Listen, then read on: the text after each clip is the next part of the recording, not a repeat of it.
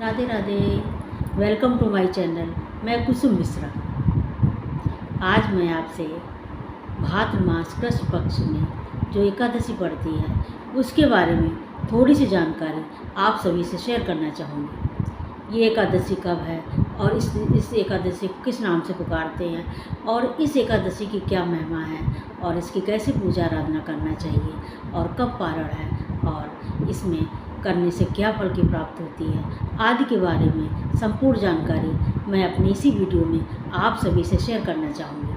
प्रिय दर्शकों, जैसा कि आप सभी को मालूम है कि एकादशी का व्रत सभी व्रतों में महान कहा जाता है। ये महाव्रत है क्योंकि जो 5 महापुण्यदायी व्रत होते हैं उसमें इनका सर्वोपरि स्थान है।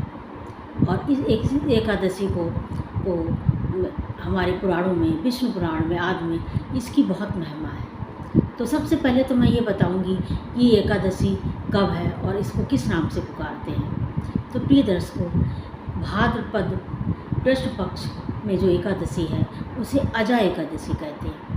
और इस व्रत की बहुत महिमा इसलिए है कि इस एकादशी को करने से सुख समृद्धि वैभव आदि की प्राप्त होती है। अगर आपका कोई राजपाट या कुछ भी आपका छिन गया है तो उसके पुनः प्राप्ति इससे हो जाती है। क्योंकि आपने पुराणों में सुना ही होगा कि जो राजा हरिश्चंद्र थे, जो महादानी हरिश्चंद्र राजा थे, उनका सब कुछ वैभव छिन गया था और उन्होंने जब इस व्रत का पारण किया तो उनको पुनः हर चीज़ की, उनका राज्य, उनके पुत्र संतान सभी कुछ उनको प्राप्त पुनः हो गई थी। इसलिए इस व्रत की अत्यंत महिमा है। तो ये व्रत इस वर्ष भाद्रपद मास में कृष्ण पक्ष में जो ये अजा एकादशी है वो 18 अगस्त दिन सोमवार को प्रातः 5:50 से प्रारंभ होगी, जो कि दूसरे दिन 19 अगस्त को दिन मंगलवार को 3:46 पर ये अपराह्न में या सायंकाल का हो उस समय इसका समापन हो जाएगा। और इसका पारण जो है द्वादशी तिथि को प्रातः 5:35 से प्रारंभ होकर, हालांकि उस दिन द्वादशी 2 बजे तक है और हरिवासर न लगने पाए तो जो शुभ मुहूर्त है पारण का तो 5:35 से प्रारंभ होकर 10:30 तक है। तो इन सब बातों का विशेष ध्यान रखिएगा और पारण समय से कर लीजिएगा। तो मैं आगे ये भी बताना चाहूँगी कि ये व्रत कैसे करना चाहिए। आइए समझते हैं कि इसके हमें व्रत आराधना पूजन कैसे करना चाहिए। तो इस दिन प्रातःकाल ब्रह्म मुहूर्त में उठ करके हमें स्नान ध्यान आदि गंगा जल से करने के बाद हमें इस दिन भगवान की पूजा के लिए आपको सूर्य और तुलसी आदि को जल देने के बाद इस दिन पीपल वृक्ष में भी जल देने को या सिंचन करने का अति महत्व होता है। तो आप अवश्य करिएगा। और इस दिन तांबे के पात्र में अथवा पीतल के पात्र में इसमें पहले गंगा जल और उसके बाद शुद्ध जल मिला करके कुछ मिष्ठान और चंदन पीला मिला करके पीपल वृक्ष को सिंचन करिए और उसके बाद परिक्रमा करिए। फिर पुनः मंदिर में अथवा घर के मंदिर में आसन बिछाकर बैठ जाइए और जो भी भगवान विष्णु का जो भी विग्रह हो, बाल गोपाल हो या राधा कृष्ण की विग्रह हो अथवा आपके पास तस्वीर हो, उसके सामने आप बैठ जाइए और उनको पंचोपचार विधि से उनकी पूजा करिए।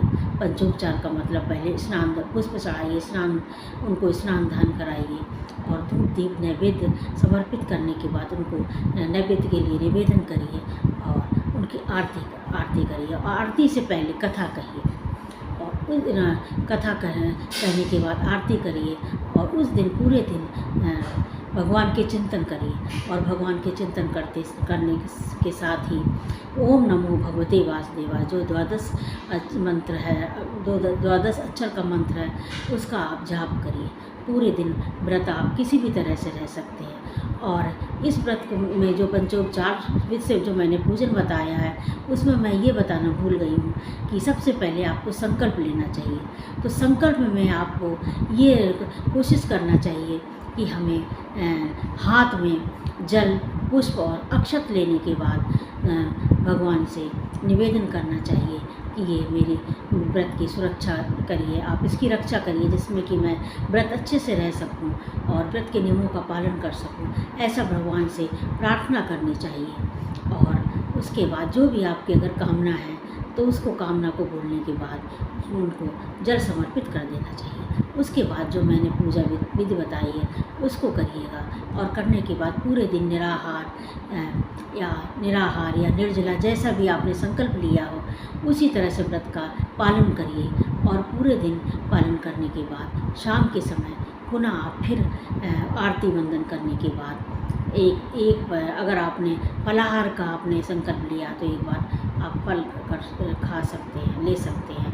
और उसके बाद रात में जागरण करिए। अगर जागरण आप घर गृहस्थी में इतना नहीं कर सकते हैं तो एक अखंड दीपक जला के भगवान के आगे रखिए, और आप रखने के बाद जितनी देर तक संभव हो सके उतनी देर तक आप व्रत रखिए, आप जागरण करिए।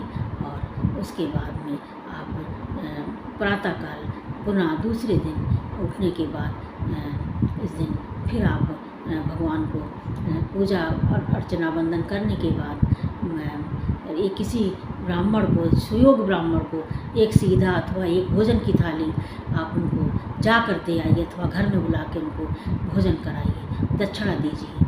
और उसके बाद व्रत का पारण करने के बाद, पारण के समय आप गंगा जल और से भी कर सकते हैं और चावल से भी कर सकते हैं। और उसमें तुलसी दल अवश्य होना चाहिए, भगवान को भी तुलसी दल समर्पित करना चाहिए, और उसके बाद पारण करना चाहिए। तो प्रिय दर्शकों, ये जो एकादशी का व्रत होता है ये 3 दिन का होता है।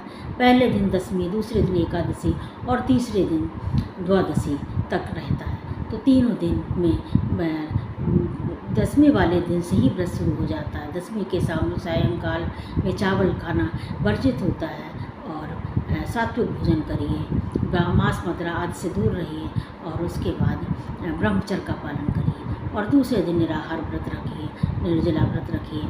और तीसरे दिन सुबह भी पारण करने के बाद पूरे दिन आप संयम से रहिए, और तामसिक भोजन का आप वर्जित होता है। इस दिन करने के बाद आपका व्रत संपूर्ण होता है। ये रही हमारी एकादशी के बारे में, जो कि भाद्रपद मास में जो अजय एकादशी है उसके बारे में थोड़ी सी जानकारी। अगर आपको हमारी वीडियो ये अच्छी लगी हो और आपके लिए हेल्पफुल हो तो हमारे वीडियो को लाइक करिए, कमेंट करिए और शेयर करिए। साथ में अगर जो लोग अभी तक नए आए हुए हैं तो हमारे वीडियो को सब्सक्राइब अवश्य कर दें। धन्यवाद। जय श्री राम।